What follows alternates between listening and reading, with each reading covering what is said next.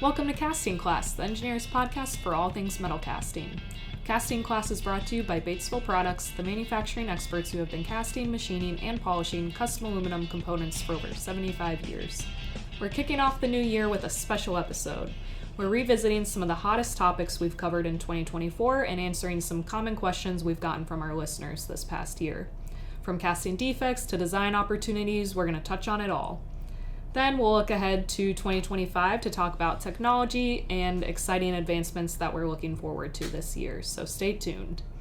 First, let's talk highlights. To kick it off, I have Rachel Weber and Stephanie Randolph with me here. So Rachel and Stephanie, our most popular podcast episode in 2024 was all about preventing 10 casting defects in permanent mold casting. While we don't have time to revisit all 10, can each of you talk us through maybe the two biggest causes for casting defects and what our listeners could do to prevent them? Sure, absolutely, Mary.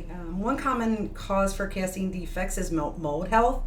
For example, if you're experiencing excessive flash or an out-of-spec surface finish, that could be a sign of a mold not getting the right preventative maintenance that is required, or it's reaching the end of its life. It could be a sign that you need to make a mold repair, or depending on the age of the mold, just retool it. Yeah, I'd say another reason for casting defects is a poorly designed mold and gating system to start. If your foundry isn't doing an FEA or casting simulation to design the best mold and gating, you might see defects like shrink or porosity. Shrink will happen if your casting solidifies unevenly, which can be fixed by changing the feeding system or adding chills. And porosity causes metal turbulence during the pouring. So again, this can be fixed by changing the feeding system to flow better. Awesome. So another big topic this year was the difference between casting methods. Die casting, investment casting, permanent mold casting. We heard a lot of questions over the last year from design engineers wondering really what's the best manufacturing process for my design. So there's a lot that goes into choosing your manufacturing method, but Stephanie, if you had to simplify the decision to just one criteria, how would you recommend an engineer decides which casting process to use? I definitely would say quantities. Investment casting and sand castings, those are one-time use molds. So you'll see the best ROI with a lower quantity production, for example, maybe 200 pieces or so a year. Permanent mold casting is the next step up. It's a reusable mold, so you might not see a great return on your tooling cost if you only produce 1 or 2 pieces a year. However, the tooling cost is efficient for moderate volume, say about 1,000 pieces a year. The die casting is usually reserved for super high run quantities like what you see in the automotive industry, for example. It uses more expensive tools because it's pressure injected and highly automated, but you see a return on investment for high run quantities like about 75,000 pieces a year if I had to guess. Yeah, obviously there's pros and cons to each of those casting processes, and we go a little more in depth on this on other podcast episodes, but you're right, Stephanie, quantities is a great baseline if you're not sure where to start when you're choosing between the casting methods. Rachel, you have any other thoughts on when to choose what method?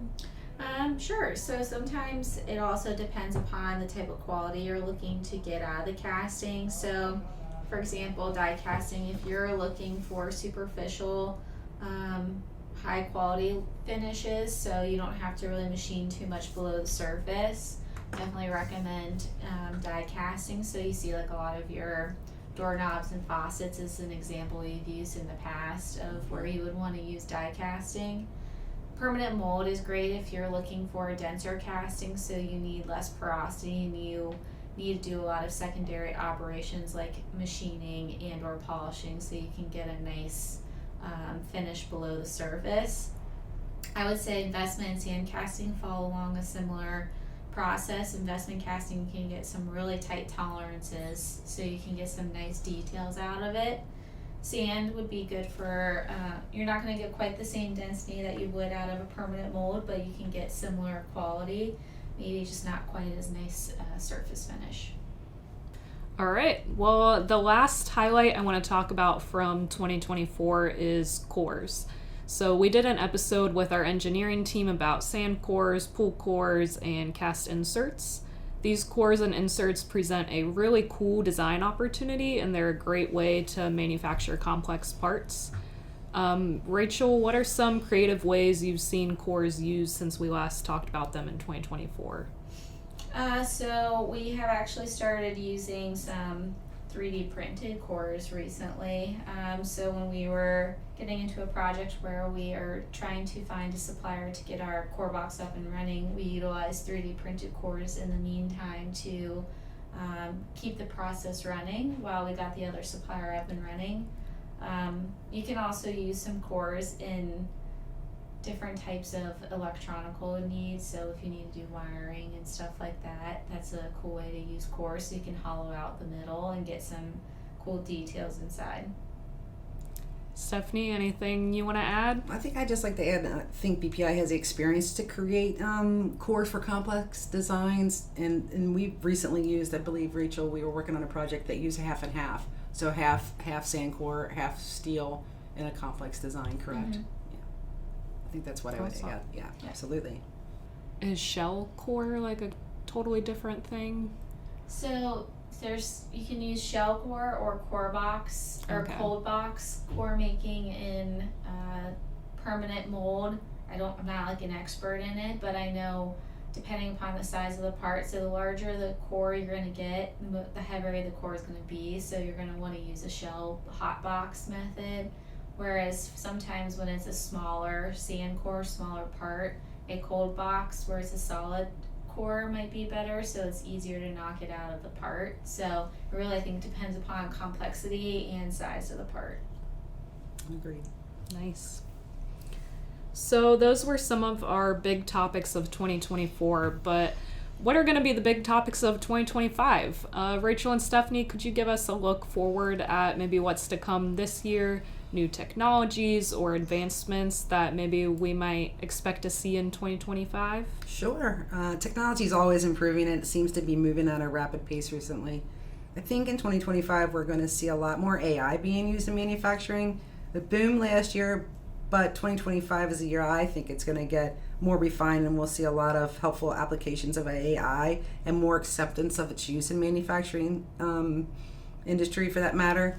We're already seeing a lot of smart software and solutions in communications, operations, automation, training, etc. So I think that 2025, a lot of the manufacturers will adopt AI, and AI assistance will become more of a natural part of their process.